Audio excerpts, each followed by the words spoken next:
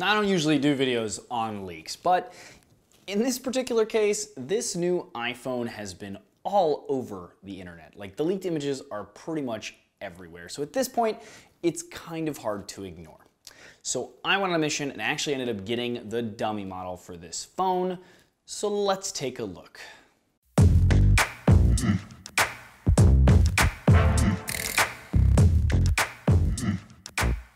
Now, as with any leak, please take this with a grain of salt. Now, because of the widespread nature of this in particular, maybe slightly less salt, but still served salted. If this is what it will look like, though, we can make a couple of assumptions about the feature set of the new phone. Now, these are not facts, and they are just my personal predictions, so they could be wrong.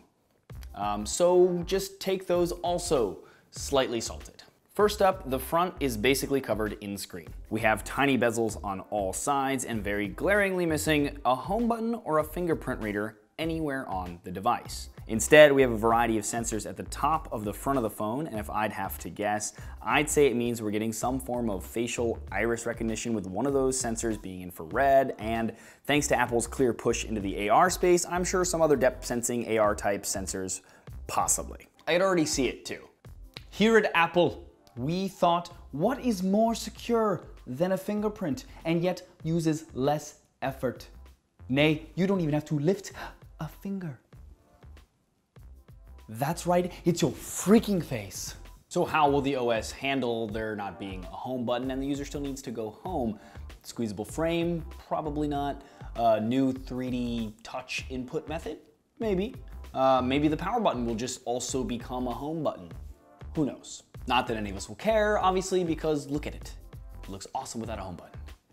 Hashtag courage. As for the back of the device, we have our dual cameras, but set up in a vertical alignment instead of a horizontal. Or technically, maybe it's horizontal now, if you're holding your phone landscape like you would with a photo, I don't know. I'm going to go on a limb though and say that it's a telephoto and a wide like normal, but this configuration is somehow better for depth perception in some way for AR applications or something like that. We'll see. Also, we have what appears to be a glass back instead of a metal one, which I'm going to assume / pray is for wireless charging to finally be added to the device, and thereby push wireless charging into the mainstream just a bit more. As you can tell, there are 3 colors that these guys keep showing up in: a silver white one, a black, and a weird blush gold that everyone is calling it. Now, the colors on these things are probably the thing I would be the most skeptical about.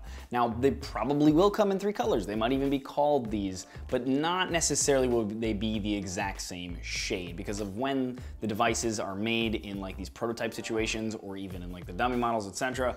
They're not always necessarily gonna get the shade right. Now, they might be.